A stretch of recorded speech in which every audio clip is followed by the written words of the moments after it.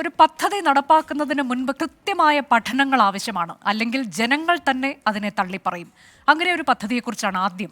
പണി തുടങ്ങിയ കാലം മുതൽ വിവാദങ്ങളിൽ ഇടം പിടിച്ച കോട്ടയത്തെ ആകാശപാത വലിയ പ്രതീക്ഷയോട് കൊണ്ടുവന്ന പദ്ധതി 9 വർഷമായി മുടങ്ങിക്കിടക്കുകയാണ്. ആ റിപ്പോർട്ടിലേക്കാണ് ആദ്യം. ഇത്രയധികം പഴി കേൾക്കേണ്ടി വന്ന ഒരു പദ്ധതി കേരള ചരിത്രത്തിലുണ്ടാകില്ല. അക്ഷരനഗരിക്ക് അഭിമാനമാകേണ്ട പദ്ധതിയാണ് ഇങ്ങനെ കിടക്കുന്നത്.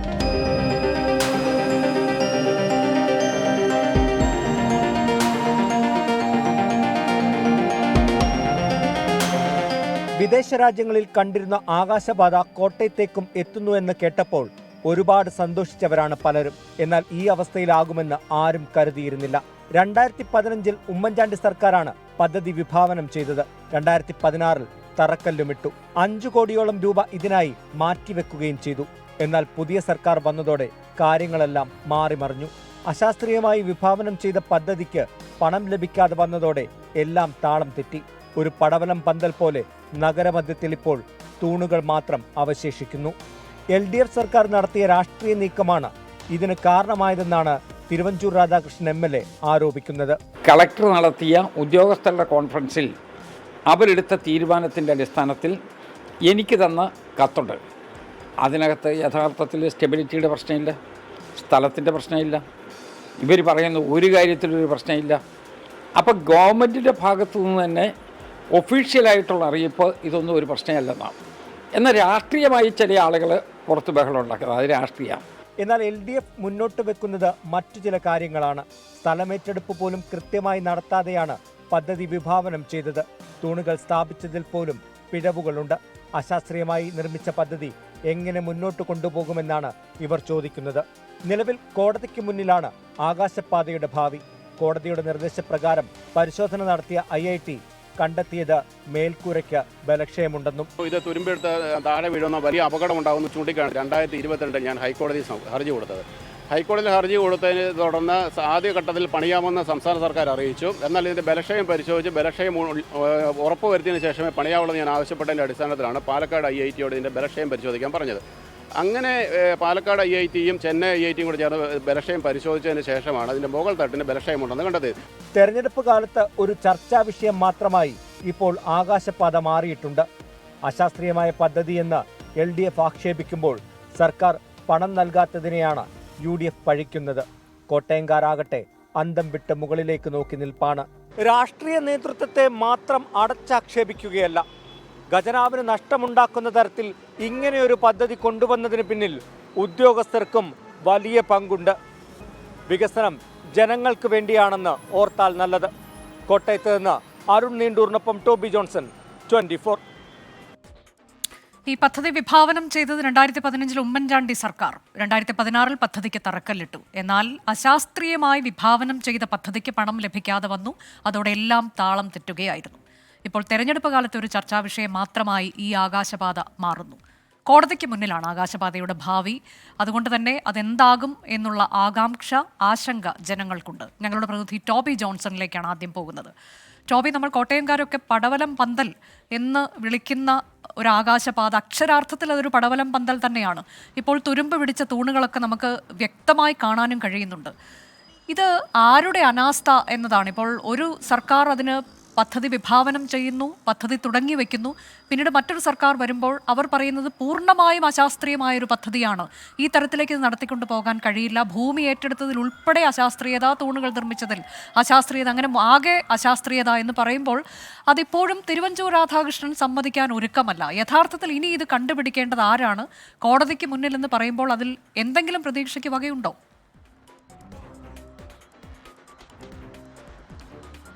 അനുജ, തീർച്ചയായിട്ടും എന്തായാലും നമ്മൾ നടത്തിയ ഒരു അന്വേഷണത്തിൽ, അല്ലെങ്കിൽ ഒരു കോട്ടയംകാരൻ എന്ന നിലയിൽ ഞാൻ വർഷങ്ങളായിട്ട് കാണുന്ന ഒരു കാഴ്ച തന്നെയാണിത്. നമുക്ക് മനസ്സിലാക്കാൻ സാധിച്ചത് ഇതിൽ രാഷ്ട്രീയ നേതൃത്വത്തെ പഴിക്കുന്നതിന് അപ്പുറത്തേക്ക് ഉദ്യോഗസ്ഥരുടെ ഒരു വീഴ്ച കൂടി എടുത്തു പറയേണ്ടതാണ്. കാരണം പലപ്പോഴും അത് ചർച്ചയിലേക്ക് വരുന്നില്ല എന്നുള്ള കാര്യത്തിൽ യാതൊരു സംശയവുമില്ല. നമുക്കറിയാവുന്നതുപോലെ തന്നെ വിദേശ രാജ്യങ്ങളിലൊക്കെ ഇത്തരത്തിലുള്ള ആകാശപാതകളുണ്ട്. നമ്മുടെ നാട്ടിലും അത്തരത്തിലൊരു ആകാശപാത വരണമെന്നുള്ള ഒരു നല്ല ഉദ്ദേശത്തോടു കൂടിയാണ് അന്നത്തെ മന്ത്രി കൂടിയായിരുന്ന തിരുവഞ്ചൂർ രാധാകൃഷ്ണൻ ഇങ്ങനൊരു പദ്ധതി മുന്നോട്ട് വെക്കുന്നതും അന്ന് UDF സർക്കാർ അത് കൊണ്ടുവരാനുള്ള ഒരു തീരുമാനത്തിലേക്ക് എത്തിയതും. പക്ഷേ അതിൻ്റെ എക്സിക്യൂഷനിൽ അല്ലെങ്കിൽ അതുമായി ബന്ധപ്പെട്ട കൃത്യമായ പഠനങ്ങൾ നടത്തിയതിലുമൊക്കെ വലിയ വീഴ്ച വന്നിട്ടുണ്ട് എന്നുള്ള കാര്യത്തിൽ യാതൊരു സംശയവുമില്ല. അതുകൊണ്ടാണ് ഒരുപക്ഷെ ഇങ്ങനെ ഇവിടെ ഒരു പടവലം പന്തൽ പോലെ ഈ ഒരു നിർമ്മാണത്തിന് ഇവിടെ കിടക്കേണ്ടി വന്നത് എന്നുള്ള കാര്യത്തിൽ യാതൊരു സംശയവുമില്ല. തൃശ്ശൂരിൽ നമ്മൾ കണ്ടതാണ്. കുറഞ്ഞ മാസങ്ങൾ കൊണ്ട് തന്നെ കൃത്യമായ പഠനത്തിൽ വളരെ മനോഹരമായി തന്നെ ഒരു ആകാശപാത നിർമ്മിച്ച് അത് കമ്മീഷൻ ചെയ്ത് ജനങ്ങൾക്ക് വേണ്ടി തുറന്നു കൊടുത്തു. പക്ഷേ എന്തുകൊണ്ട് ഇത് മാത്രം ഇങ്ങനെ അവശേഷിക്കുന്നു എന്നുള്ളതായിരുന്നു ചോദ്യം. നമുക്ക് മനസ്സിലാക്കാൻ സാധിക്കുന്നത് കൃത്യമായൊരു പഠനം എടുത്തു പറയുകയാണെങ്കിൽ പ്രധാനപ്പെട്ട ഒരു റോഡിൻ്റെ നടുവിലാണ് ഈ ഒരു പാത വരുന്നത്. അവിടെ തന്നെ 14 തൂണുകൾ, പ്രധാനപ്പെട്ട തൂണുകളുണ്ട്. ആ തൂണുകൾ സ്ഥാപിച്ചെടുത്ത് പോലും വലിയ രീതിയിലുള്ള തെറ്റുകൾ സംഭവിച്ചിട്ടുണ്ട്. അതായത് ഇതിൻ്റെ മാസ്റ്റർ പ്ലാൻ തയ്യാറാക്കിയതിൽ വരെ തെറ്റുകൾ സംഭവിച്ചിട്ടുണ്ട് എന്നുള്ള കാര്യത്തിൽ യാതൊരു സംശയവുമില്ല. അതായത് കൃത്യമായ സ്ഥലം ഏറ്റെടുത്തിട്ടില്ല. അതുതന്നെയല്ല, എസ്കലേറ്റർ അടക്കമുള്ള കാര്യങ്ങൾ ഇവിടെ സ്ഥാപിക്കണം, മുകളിലേക്ക് കയറാനുള്ള സാഹചര്യം ഒരുക്കണം. അപ്പോൾ അതിനുള്ള സ്ഥലങ്ങൾ എവിടെ? ഭാവിയിൽ റോഡ് വികസനം വരുമ്പോൾ, വഴിക്ക് വീതി കൂട്ടുമ്പോൾ ഇപ്പോൾ സ്ഥാപിച്ചിരിക്കുന്ന തൂണുകൾ മാറ്റി സ്ഥാപിക്കേണ്ടി വരില്ലേ എന്നൊരു സംശയം കൂടി നിൽക്കുന്നുണ്ട്. അത് ജില്ലാ കളക്ടർ അടക്കം പറയുന്നുമുണ്ട്. അങ്ങനെ നോക്കുകയാണെങ്കിൽ ഇതിൻ്റെ ഭാവി, അതായത് ദീർഘവീക്ഷണത്തോടെയാണോ ഈ ഒരു പദ്ധതിക്ക് വേണ്ട പ്ലാൻ തയ്യാറാക്കിയത് എന്ന സ്ഥലത്തു നിന്ന് തുടങ്ങുന്നു സംശയങ്ങൾ. അത്തരത്തിൽ യാതൊരു ദീർഘവീക്ഷണവുമില്ലാതെ നടപ്പാക്കിയ ഒരു പദ്ധതി ആയതുകൊണ്ടാണ് ഇത് ഇങ്ങനെ കിടന്നുപോയത്. 2019 ആയപ്പോഴേക്കും തൂണുകൾ സ്ഥാപിച്ചതിന് മേൽക്കൂരയ്ക്ക് വേണ്ട നടപടിക്രമങ്ങളെല്ലാം വന്നു. അപ്പോൾ സർക്കാർ മാറി. നമുക്കറിയാവുന്ന പോലെ 2016 ശേഷം സർക്കാർ മാറുന്ന ഒരു സാഹചര്യം ഉണ്ടായി.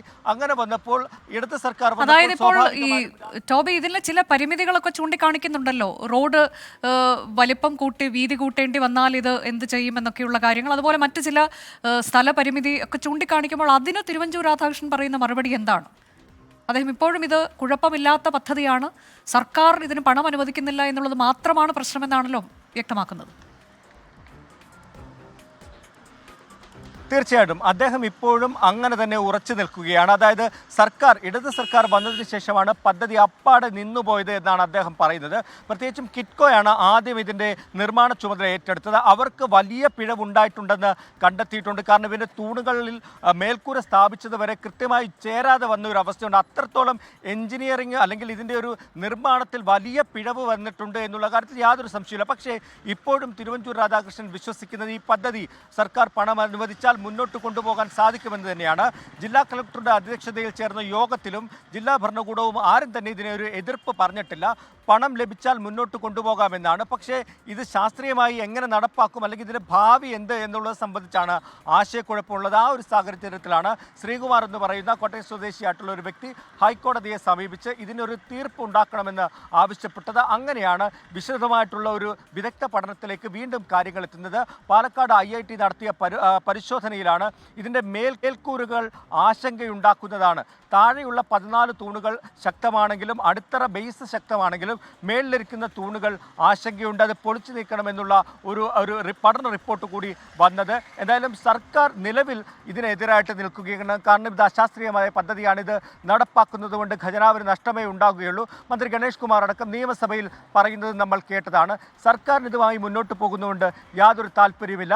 അതുകൊണ്ട് തന്നെ ഒന്നെങ്കിൽ ഈ പ്രോജക്റ്റ് മൊത്തത്തിൽ റിവൈസ് ചെയ്ത് ജനങ്ങൾക്ക് ഗുണം ചെയ്യുന്ന രീതിയിലേക്ക് പുതിയൊരു പ്രോജക്റ്റായി കൊണ്ടുവന്ന് അത് നിർമ്മാണം പൂർത്തിയാക്കാൻ ഇപ്പോഴത്തെ സർക്കാർ തയ്യാറാകണം. എന്തായാലും ആ ഒരു നീക്കത്തിന് തിരുവഞ്ചൂർ രാധാകൃഷ്ണൻ പൂർണ്ണമായും സമ്മതിക്കും, ഒരു അനുവാദം നൽകുമോ എന്നത് ഒരു സംശയമായി നിൽക്കുന്നുണ്ട്. അദ്ദേഹം ഈ പ്രോജക്റ്റുമായി മുന്നോട്ട് പോകണമെന്ന് തന്നെയാണ് പറയുന്നത്. എന്തായാലും ഉദ്യോഗസ്ഥരുടെ ഭാഗത്ത് നിന്നും രാഷ്ട്രീയ നേതൃത്വത്തെ നമ്മൾ കുറ്റം പറയുന്ന പോലെ തന്നെ ഇത്രയും മോശമായ രീതിയിൽ എങ്ങനെ ഒരു ആകാശപാത നിർമ്മിക്കരുത്, അല്ലെങ്കിൽ ഇത്രയും കെടുകാര്യസ്ഥത ഉദ്യോഗസ്ഥരുടെ ഭാഗത്ത് നിന്നും ഉണ്ടായിട്ടുണ്ട് എന്നുള്ളത് എടുത്തു പറയേണ്ട ഒരു കാര്യമാണ് അനുജ. അതാണ്. എന്തായാലും ഈ വിഷയം നിലവിൽ കോടതിയുടെ പരിഗണനയിലാണ്. കോടതി എന്താണ് തീരുമാനം പറയാൻ പോകുന്നത് എന്നുള്ളത് തന്നെയാണ്. അതിലും ജനങ്ങൾക്ക് ഇതിലൊരു ആശങ്കയുണ്ട്. വിദേശത്തൊക്കെ കാണുന്നത് പോലെയുള്ള ഒരു ആകാശപാത, അതായിരുന്നു കോട്ടയംകാരുടെ പ്രതീക്ഷ.